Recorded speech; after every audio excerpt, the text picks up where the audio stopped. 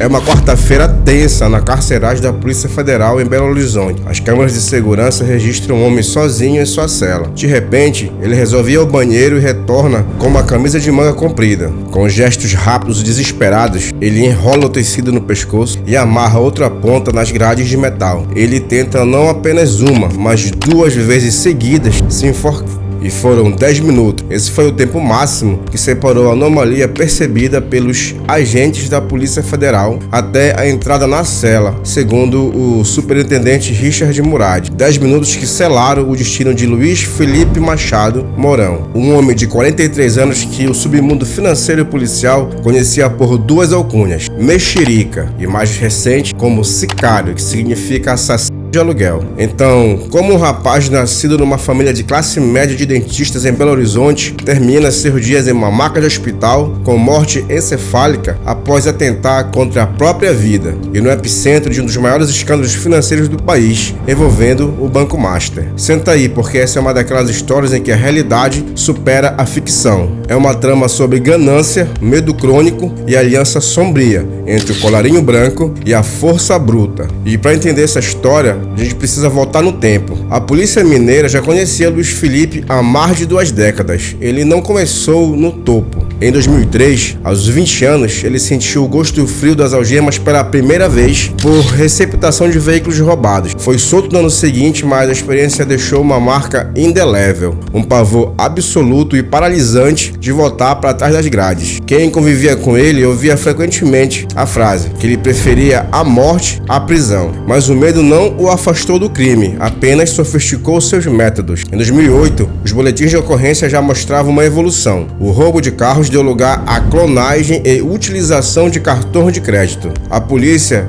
descrevia Mourão como alguém que ostentava um patrimônio de alta classe social, sustentado por estelionato, falsificação de documentos e ameaças. Nessa época, no meio policial, ele era o Mexerica, um apelido pejorativo dado a ele devido a uma má formação congênita na sua boca. Era um criminoso em ascensão, mas ainda longe dos bilhões do Banco Master. Mas em 2018, o estelionatário começou a vestir terno. Entre 2018 e 2021, Mourão se tornou sócio da Maximus Digital Fomento Mercantil Limitado. O esquema era clássico, mas letal. A promessa de rendimentos estratosféricos, muito acima de qualquer realidade do mercado financeiro. A crueldade desse golpe morava no alvo. Não era apenas grandes investidores. Advogados das vítimas relatam que a rede atraiu pessoas de baixa renda do Rio de Janeiro, Minas Gerais, Brasília, Belém do Pará e de outros cantos do Brasil. Pessoas comuns contraíram empréstimos bancários, hipotecaram suas vidas para entregar dinheiro à empresa de Mourão. E os contratos eram nebulosos. O dinheiro sumia em empresas de fachada. E quando a conta chegou, o resgate foi bloqueado. Ele e seu parceiro na época, Bruno Correia Lopes, chefiavam essa operação criminosa. Só nas contas ligadas a Maximus, Mourão movimentou cerca de 24,9 milhões. Em 2020,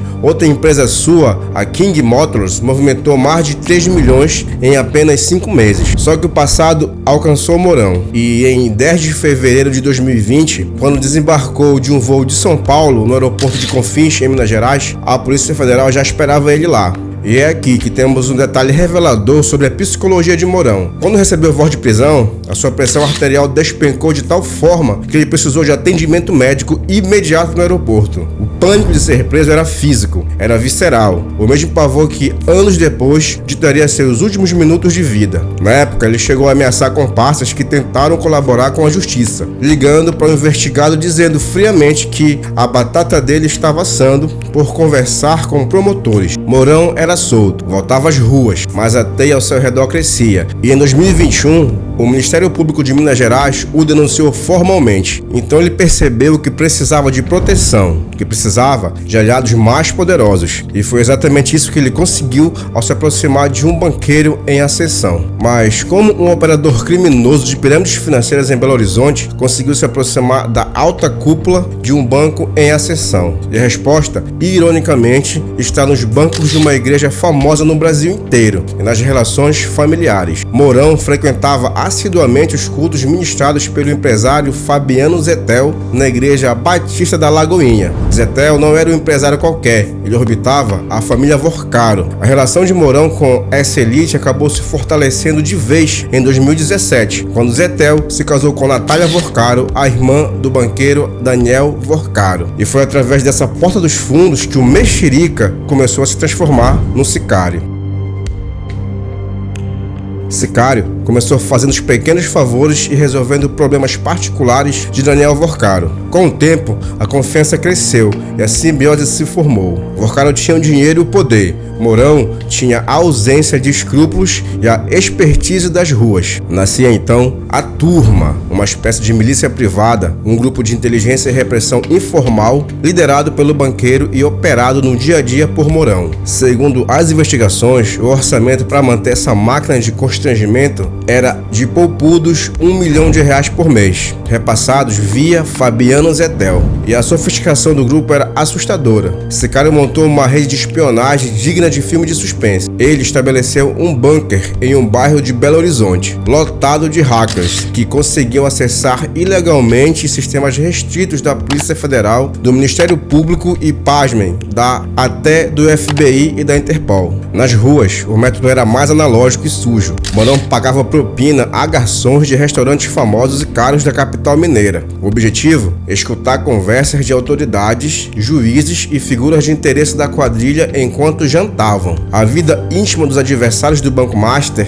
era mapeada e arquivada para chantagem e coerção. E quando a chantagem não funcionava, a violência era a resposta. Em mensagens chocantes obtidas pelo STF, Daniel Vorcaro discute com Mourão formas de calar a imprensa. O alvo era o jornalista Lauro Jardim, colunista de O Globo, que vinha publicando notas contrárias aos interesses do banqueiro. Nas mensagens, Vorcaro dá ordem de seguir o jornalista, cogitando simular um assalto para agredi-lo fisicamente e quebrar todos os seus dentes. Agora, Mourão não era mais o mexerica dos cartões clonados. Ele era o braço armado, o sicário, o assassino de aluguel de um esquema bilionário liderado por Daniel Vorcaro, o cunhado de Fabiano Zetel, que ministrava cultos na Igreja Batista da Lagoinha. Mas toda pirâmide um dia começa a ruir. Toda rede de espionagem deixa rastros e o castelo de cartas começou a desmoronar com a terceira fase da Operação Compliance Zero. O ministro do STF, André Mendonça, com um vasto acervo de provas digitais e financeiras, ordenou a prisão da cúpula, Sicário, Zetel e Vorcaro. Naquela quarta-feira, dia 4 de março de 2026, o maior pesadelo de Luiz Felipe Mourão se materializou novamente. Ele foi preso em Belo Horizonte. Imagina o estado mental dele, a pressão caindo,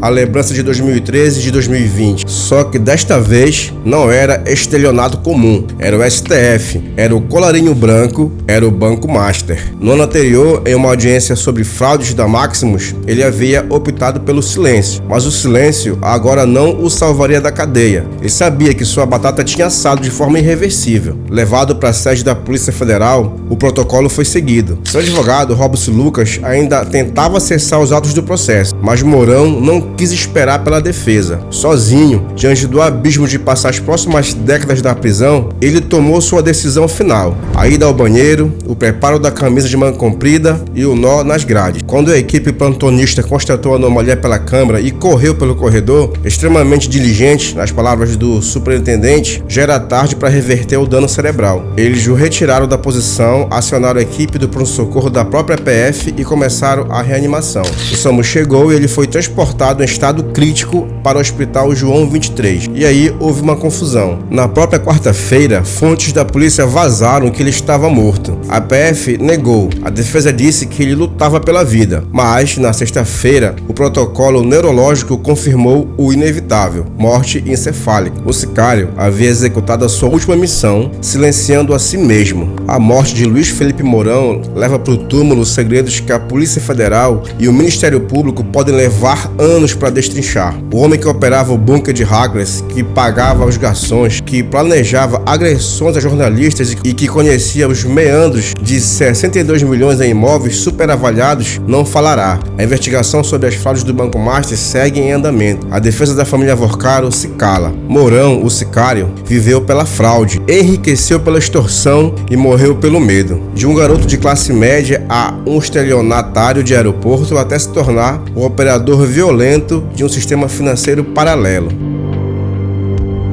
Eu sou Rolim Júnior e esse foi o Atualidade Dinâmica de hoje. Se você chegou até aqui, dê uma força curtindo e se inscrevendo no canal, porque o seu apoio nos incentiva a criar mais conteúdos dinâmicos para você. Então fica na paz e até o próximo vídeo.